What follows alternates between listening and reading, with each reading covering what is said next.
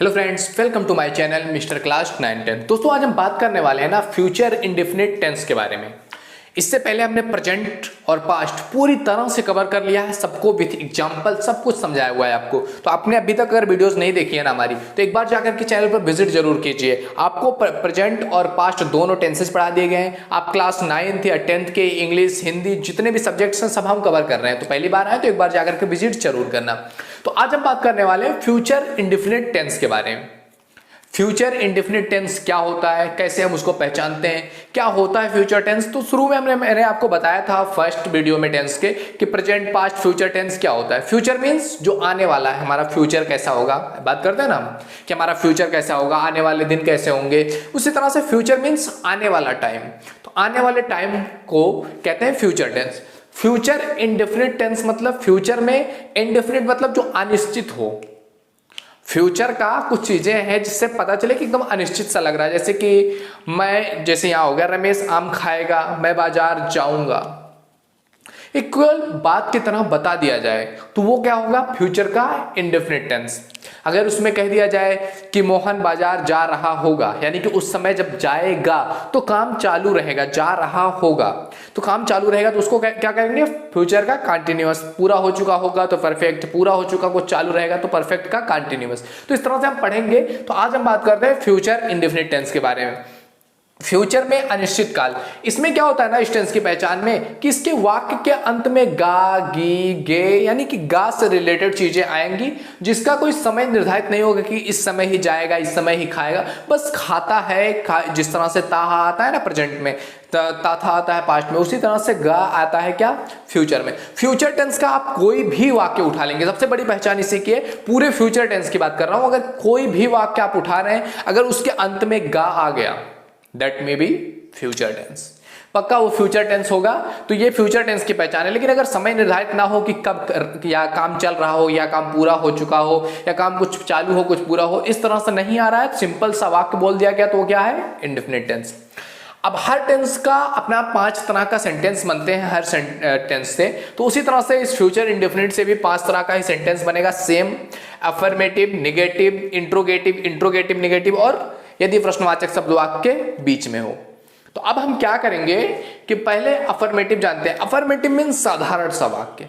Future indefinite का साधारण सा वाक्य। साधारण सा वाक्य मतलब जिसमें ना नहीं लगा हो, ना क्वेश्चन पूछा गया हो, सिंपल केवल बातें बता दी गई हो, वो कहलाएगा आपका अफर्मेटिव सेंटेंस। जैसे कि रमेश आम खाएगा, ना इसमें नहीं लगा है, ना इसमें क्वेश्चन पूछा गया है, तो वो क्या है, सिंपल सा साधारण सा वाक्य है। तो इस तरह से रूल लगेगा। सबसे पहले हम लिखेंगे क्या, सब्जेक्ट। सब्जेक्ट मीन्स तो आपको पता ही होगा, सब्जेक्ट मीन्स कर्ता। कर्ता मीन्स जो काम को कर रहा है, तो कौन काम कर रहा होगा, वो होगा सब्जेक्ट। इसके बाद यहां पर हेल्पिंग वर्ब लगता है बिल या सेल। अगर सिंगल मेंबर है, एक सिंगल है, एक वचन है, तो क्या लगेगा, बिल। ज्यादा लोग हैं तो क्या लगेगा, सेल। तो ये हो गया। उसके बाद वर्ब का फर्स्ट फॉर्म, उसके बाद वर्ड मीन्स क्रिया, क्रिया का पहला रूप, उसके बाद ऑब्जेक्ट कुछ है अगर, और उसके बाद अगर एक्स्ट्रा कुछ बच रहा है तो वो लिख देंगे। फॉर एग्जांपल आपके सामने ये रहा, रमेश आम खाएगा। सबसे पहले आपको क्या लिखना है, सब्जेक्ट। सब्जेक्ट मीन्स कर्ता, कौन सा काम हो रहा है, खाने वाला। कौन खा रहा है, रमेश, तो रमेश क्या हो गया, सब्जेक्ट, लिख दिया गया रमेश। इसके बाद विल या सेल, रमेश की बात की गई है, सिंपली एक रमेश की, तो रमेश क्या होगा, अकेला, तो यहां क्या लगाएंगे हम, बिल। इसके बाद क्या लिखेंगे, वर्ब का फर्स्ट फॉर्म। वर्ब क्या है, खाना। खाने को अंग्रेजी में क्या कहते हैं, ईट। ईट का फर्स्ट फॉर्म लिख देंगे, ईट। इसके बाद क्या लिखना है आपको, ऑब्जेक्ट। ऑब्जेक्ट मीन्स कर्म, क्या खाएगा, आम, mangoes. Ramesh will eat mango, Ramesh आम खाएगा। कुछ बच रहा है, नहीं, अगर कुछ बचता तो एक्स्ट्रा भी लिख देते, नहीं बच रहा है, नहीं लिखा गया।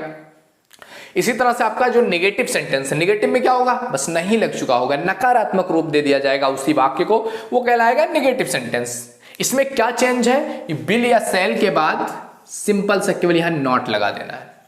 सिंपल सी चेंजिंग है, क्या, नॉट लगा देंगे। फॉर एग्जाम्पल मैंने एक दूसरा भी लिखा हुआ एग्जाम्पल, मैं उसको भी समझा दूंगा, इसको भी। जैसे रमेश आम, यहीं अगर नहीं लग जाता कि रमेश आम नहीं खाएगा, तो ये हो गया क्या, आपका नेगेटिव सेंटेंस, कि नहीं लग गया, तो यहीं बिल के बाद क्या लगा देंगे, not. Ramesh will not eat mangoes, हो गया सिंपल सा। इसे यहां लिखा हो अमर बाजार नहीं जाएगा तो क्या लिखेंगे, सबसे पहले सब्जेक्ट अमर, इसके बाद अकेला है बिल, इसके बाद क्या लगाएंगे नॉट, इसके बाद वर्ब का फर्स्ट फॉर्म गो, और उसके बाद कहां जाएगा टू मार्केट। सिंपली ऐसे लिख देना है आपको। इसके बाद आप आ जाते हैं इंट्रोगेटिव सेंटेंस पे। इंट्रोगेटिव मीन्स प्रश्नवाचक, प्रश्न बोले तो क्वेश्चन, जिसमें क्वेश्चन पूछा जाए वो कहलाएगा आपका इंट्रोगेटिव सेंटेंस। तो इसको लिखते समय क्या करेंगे, ये जो आपके सामने बिल सेल है ना, फर्स्ट में देख लेते हैं, इसमें नॉट लगा हुआ, यहां देखते हैं जो बिल सेल है ये इससे पहले आ जाएगा, बस बिल या सेल दोनों में से एक ही लिखना है आपको, तो वो क्या आ जाएगा पहले आ जाएगा, बिल सेल पहले आ गया, उसके बाद ये सब्जेक्ट, फिर वर्ब का फर्स्ट फॉर्म, ऑब्जेक्ट, ऐसे ही लिखा हुआ है। जैसे कि प्रश्न पूछेगा तो क्या लगेगा, या नहीं तो हट जाएगा। क्या पूछेगा आपका, क्या रमेश आम खाएगा, जैसे आपको प्रश्न पूछना होगा किसी से, क्या आम खाओगे, उसी तरह पूछ ले क्या रमेश आम खाएगा, तो क्या करेंगे, ये जो बिल या सेल है इसको क्या करेंगे, उठा करके यहां लगा देंगे, बिल लगा था बिल यहां लगा दिया, बिल रमेश ईट मैंगो, क्या रमेश आम खाएगा। सिंपल है, बस आपको समझना है कि कैसे आप लिख सकते हैं, कैसे आप इंपैक्ट डाल सकते हैं। तो बिल रमेश ईट मैंगो, सिंपल सा हो गया। बिल को क्या किया, यहां से उठा के यहां रख दिए, जैसे सिंपल में लिखा गया था कि Ramesh will eat mango, bill को उठा के यहां रख दिया गया। बिल जो हेल्पिंग वर्ब होते हैं ना, वो क्वेश्चन के जगह पर लिख दिया, क्या की जगह पे क्या लिख देते हैं, बिल या सेल, क्या की जगह पर विल या सेल लिख देते हैं। उसके बाद सिंपल सा क्या, रमेश आम खाएगा तो रमेश ईट मैंगो, सीधा। इसके बाद आपका नेक्स्ट आता है इंट्रोगेटिव नेगेटिव सेंटेंस, प्रश्नवाचक नकारात्मक वाक्य, जिसमें प्रश्न भी पूछा गया हो, नहीं भी लगा हो। फॉर एग्जाम्पल, क्या रमेश आम नहीं। प्रश्न निगेटिव वे में जब पूछा जाता है तब इस तरह के वाक्य बनते हैं, क्या रमेश आम नहीं खाएगा। सिंपली पूछ सकते थे क्या रमेश आम खाएगा, तो उसका भी वाक्य बन गया, क्या रमेश आम नहीं खाएगा। नहीं के लिए क्या कर देंगे, यही बीच में नॉट लगा देंगे, सेम है, विल सेम है, सब्जेक्ट सेम है, क्या लगा दिया गया यहाँ बीच में नॉट, बाकी सारा वाक्य सेम है। Bill Ramesh not eat mango, क्या रमेश आम नहीं खाएगा। सिंपल सा, आपको केवल समझना है, थोड़ा सा समझ की फेर होती है। आई होप अगर आप इसको प्रैक्टिस करोगे ना, इजिली आपको मिल जाएगा, सब आप इजीली ट्रांसलेट कर पाओगे। क्या रमेश आम नहीं खाएगा, will Ramesh not eat mango, simple सा वाक्य है। नेक्स्ट आ गया, यदि प्रश्नवाचक शब्द वाक्य के बीच में हो। ये सब क्या है, वाक्य के टाइप हैं कि कितने तरह से हम किसी चीज को, किसी बात को कह सकते हैं। बात क्या थी, रमेश आम खाएगा, रमेश के आम खाने की बात थी, सिंपली बता दिया गया रमेश आम खाएगा। या उसको क्या कह सकते हैं, रमेश आम नहीं खाएगा। क्या पूछ सकते हैं कि क्या रमेश आम खाएगा, या इस तरह से पूछ सकते हैं क्या रमेश आम नहीं खाएगा, या इस तरह से पूछेंगे रमेश आम क्यों खाएगा। 5 तरह के वाक्य बन सकते हैं, इसके अलावा कुछ वाक्य नहीं बन सकता। तो यदि प्रश्नवाचक शब्द वाक्य के बीच में आ जाए, ये जो प्रश्नवाचक शब्द है या यहां ना रहे, नेगेटिव भी ना रहे, और क्या करें, इसके बीच में प्रश्नवाचक शब्द आ जाए, जैसे कि रमेश आम क्यों खाएगा, बीच में आ गया क्वेश्चन वर्ड। तो अब क्या करेंगे, इसके लिए क्या रूल होता है, सबसे पहले वो क्वेश्चन वर्ड को लिख दो। क्वेश्चन वर्ड मीन्स जो वर्ड क्वेश्चन पूछ रहा है, कौन सा वर्ड पूछ रहा है आपका क्वेश्चन, क्यों। क्या कहते हैं क्यों को अंग्रेजी में, व्हाई, लिख देंगे व्हाई। इसके बाद आपको क्या लिखना है, विल या सेल, इन दोनों में से किसी एक को। रमेश अकेला है, सिंगल है, तो विल लिख देंगे। इसके बाद आपको सब्जेक्ट सेम वही रमेश। इसके बाद आपको लिखना है वर्ब का फर्स्ट फॉर्म, वर्ब है ईट। इसके बाद लिखना है ऑब्जेक्ट, ऑब्जेक्ट है मैंगो। इसके बाद अगर कुछ बचा हुआ है तो लिख देंगे, तो कुछ बचा ही नहीं था। तो सिंपली इसी तरह से आपको चेंज करना है फ्यूचर इंडेफिनिट टेंस के वाक्यों को। तो आई होप आपको वीडियो अच्छा लगा होगा। अगर वीडियो अच्छा लगा हो ना, तो एक बार जा करके चैनल पर विजिट जरूर करने। मैं ये नहीं कहता हूं कि आप जाकर के सब्सक्राइब ही कर लो, कि सब्सक्राइब आप तभी करोगे जब आपको वहां से कुछ वैल्यू मिलेगा। कि मुझे भी पता है हर कोई इतना बुद्धिमान है कि उसको जहां से वैल्यू मिलेगा उसी को सब्सक्राइब करेगा, फालतू चीजों को सब्सक्राइब नहीं करेगा। तो अगर आपको लगे ना कि आपको इस चैनल से वैल्यू मिल रही है तो ही सब्सक्राइब करेंगे आप, और तभी करना, मैं भी ये कह रहा हूं।